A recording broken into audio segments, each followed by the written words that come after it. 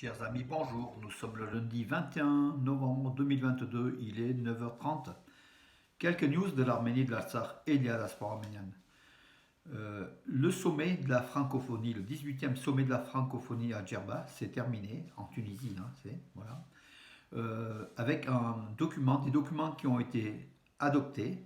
Il y avait également une résolution sur les situations de crise dans l'espace de la francophonie, leur dépassement et le renforcement de la paix, par laquelle les États membres ont exprimé leur soutien et leur solidarité à l'Arménie. Donc voilà un document important de tous ces pays, de ces quelques dizaines, une quarantaine, une cinquantaine de pays francophones qui ont acté, donc par la signature, un document visant à soutenir l'Arménie en solidarité de ce monde de la francophonie. Voilà, l'Arménie qui est agressée par l'Azerbaïdjan.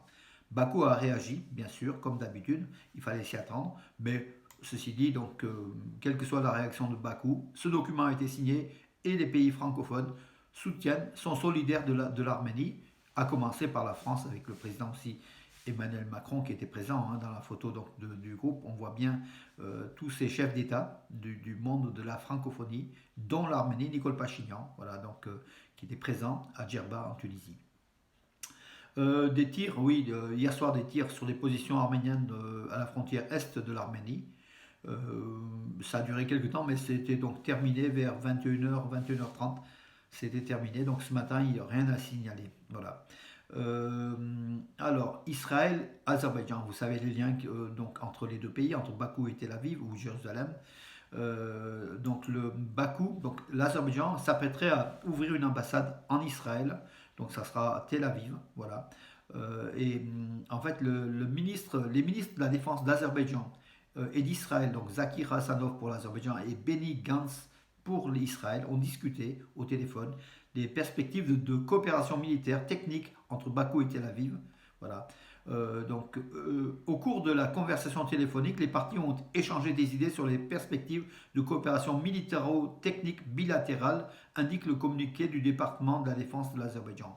Voilà, Benny Gantz a affirmé que les relations azéro-israéliennes sont basées sur l'amitié et la confiance mutuelle et a exprimé sa gratitude pour la décision d'ouvrir l'ambassade d'Azerbaïdjan à Tel Aviv. Voilà, vous voyez donc encore une fois Israël, arme donc l'Azerbaïdjan contre l'Arménie. Voilà, il faut dire. Donc ces armes-là sont contre l'Arménie et contre l'Iran. Voilà, donc les deux pays concernés par cette vision d'Israël, même si Israël ne vise pas directement l'Arménie. En tout cas, les armes qu'Israël fournit à l'Azerbaïdjan sont utilisées pour tuer des soldats arméniens. Et plusieurs milliers de jeunes soldats arméniens sont morts par des armes israéliennes. Il faut le souligner, il faut le dire. Voilà, Israël est un vendeur d'armes. Israël vise sans doute l'Iran, mais en visant l'Iran, Israël vise l'Arménie indirectement, en fournissant des armes à l'Azerbaïdjan, qui jusqu'à présent n'a utilisé que contre les Arméniens ces armes. Pour ce qui est de l'Iran, c'est une autre histoire. Voilà donc cette position une nouvelle fois d'Israël qui conforte donc sa position de vendeur d'armes, quelque chose d'immoral, mais bon, beaucoup de pays vendent, donc c'est aussi son droit.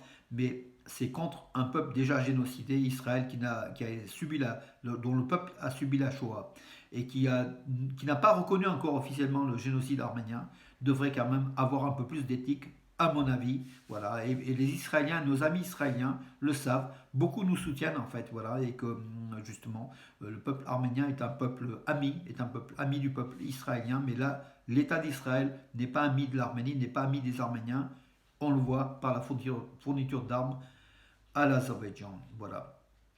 Bon, un chauffeur russe éméché, un peu ivre, donc sur la route dans le Lori, au nord de l'Arménie, donc près de la frontière géorgienne, entre Vanatsor et Alaverdi. Bon, le camion de gaz, donc, qui transportait du gaz, est sorti de la route, s'est couché sur le bas-côté, lui il a été blessé.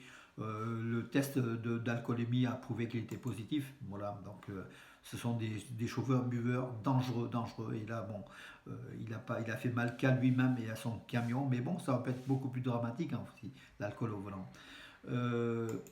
Les Russes, donc grâce à l'afflux massif des Russes, l'Arménie a dépassé tous les autres pays de la CEI en termes de croissance de PIB, selon le magazine Forbes. Voilà. L'Arménie qui enregistre 14% cette année, qui va enregistrer 14%, une hausse phénoménale économique, croissance économique de 14%, son PIB, de la richesse du pays. C'est énorme, alors qu'on tablait en début d'année, avant la guerre Russie-Ukraine, on tablait à 5%. Voilà, donc c'est énorme ce qui se passe en Arménie. Ça a des effets bien sûr bénéfiques pour l'Arménie avec l'afflux d'argent de milliards et de milliards. Le problème, c'est que, euh, comment dirais-je, cette richesse n'est pas partagée par tout le monde parce que l'ouvrier, le salarié arménien qui gagne avec quelques centaines ou un millier de dirhams, non, 100 000 dirhams à peu près en moyenne, 100 à 150 000 dirhams, il survit en fait, il ne vit pas, donc c'est le problème. Le problème des loyers aussi, le prix des logements, des loyers a augmenté avec l'afflux de ces 100 000 à 150 000 Russes et Ukrainiens qui sont arrivés en Arménie. Voilà, c'est bien pour l'économie, mais c'est bien pour une partie de l'économie. Hein, voilà, donc, mais le peuple d'Arménie, c'est des citoyens d'Arménie qui vivent avec des drames et qui n'ont pas d'apport extérieur, souffrent, en fait, souffrent et survivent. Voilà, donc mais bon, c'est quand même une croissance économique de l'Arménie qui va dégager une marge, notamment pour le budget de l'armée, hein, de la défense, et c'est bien pour l'Arménie au niveau national, hein, dans l'ensemble. Voilà. Mes amis, c'est. Écoutez, oui, donc le collège de technologie donc de Chouchi qui poursuit son activité à Stepanakert et continue à se développer en fait hein, dans divers métiers, des métiers c'est répartis dans plusieurs écoles de Stepanakert. Hein, donc ce collège donne des enseignements techniques à des jeunes arméniens et arméniennes surtout donc dans la couture, dans le travail du cuir, dans l'artisanat, dans beaucoup de métiers d'art. Et justement, c'est très très important. Ça continue, donc le peuple arménien de l'Artsakh continue à se développer malgré la perte de Chouchi, donc transféré à Stepanakert, mais l'envie y est, et voilà, la force, l'énergie est là pour ces jeunes qui apprennent des métiers, et c'est tant mieux, bravo. Euh, voilà mes amis, écoutez, j'en ai terminé pour aujourd'hui. Je crois oui c'est un petit peu bref. Oui, Goulam Elian, bien sûr, il a maintenu son titre de champion du monde de boxe. Hein. Voilà. Oui, le fonds arménien, donc ça a été aussi une réussite cette année en croissance de 5% par rapport à l'an dernier. Actuellement, on est à 1,6 million, un peu plus d'1,6 million d'euros donc récolté. Peut-être ça va se terminer à un 7 ou un 8.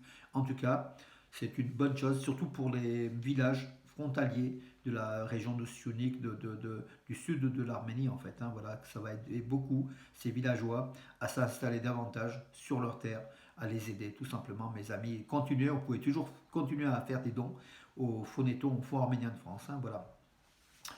Sur ce, mes amis, je vous donne rendez-vous à demain. Bonne journée.